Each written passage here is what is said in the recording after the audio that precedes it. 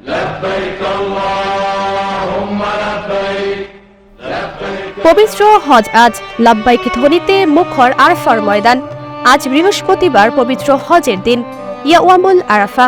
লাব্বাইক আল্লাহুম্মা লাব্বাইক, লাব্বাইক লা শারীকা লাক লাব্বাইক, ইন্নাল হামদা ওয়া নি'মাতা লাক ওয়াল মুলক লা শারীকা লাক।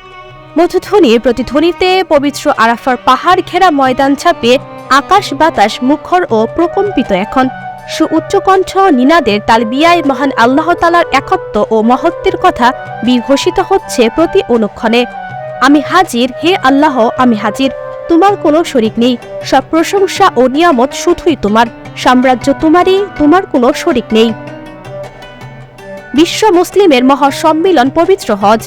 আজ প্রভাত থেকে সৌদি আরবের মক্কা নগরীর আরাফার আদিগন্ত মরুপ্রান্তর এক অলৌকিক পুণ্যময় শুভ্রতায় ভরে উঠেছে। সফেদ শুভ্র দুই খণ্ড কাপড়ের এহেরাম পরিহিত হাজিদের অবস্থানের কারণে সাদা আর সাদায় একাকার। পাপমুক্তি আর আত্মশুদ্ধির আকুল বাসনায় ধর্মপ্রাণ মুসলমানরা ইসলামের অন্যতম প্রধান স্তম্ভ এই পবিত্র হজ পালন করেছেন। আজ ফজরের পর গোটা দুনিয়া থেকে আগত 25 লক্ষাধিক মুসলমান ঐতিহাসিক আরাফার ময়দানে উপস্থিত হচ্ছেন। এর মধ্যে বাংলাদেশি হজযাত্রীর সংখ্যা 87,000-এর বেশি। আজ 9 জিলহজ মূল হজের দিন। তারা এখানে সূর্যাস্ত পর্যন্ত অবস্থান করবেন।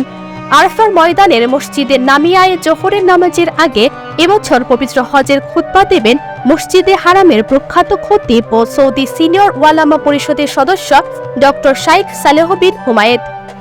সূর্যাস্ত পর্যন্ত তারা আরাফার ময়দানে অবস্থান করে আল্লাহ তাআলার জিকির আসকার ইবাদতে মশগুল থাকবেন।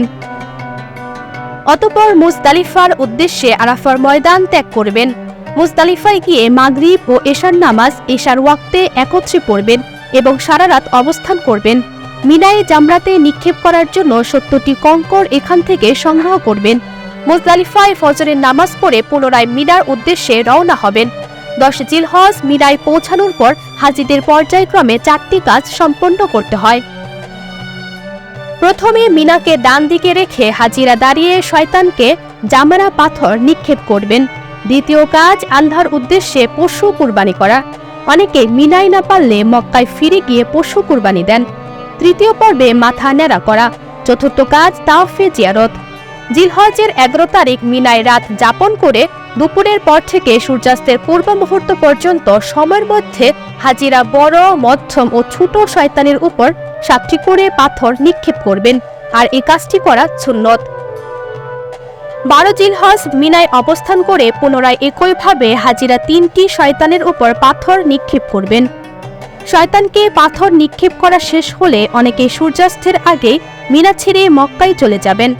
আর মক্কায় পৌঁছানোর পর হাজিদের একটি কাজ অবশিষ্ট থাকে, সেটি হচ্ছে কাবা শরীফ তাওয়াফ করা। একে বলে বিদায়ী তাওয়াফ। স্থানীয়রা ছাড়া বিদায়ী তাওয়াফ অর্থাৎ কাবা শরীফে পুনরায় 7 বার চক্কর দেওয়ার মাধ্যমে হাজিরা সম্পন্ন করবেন পবিত্র হজ ব্রত পালন।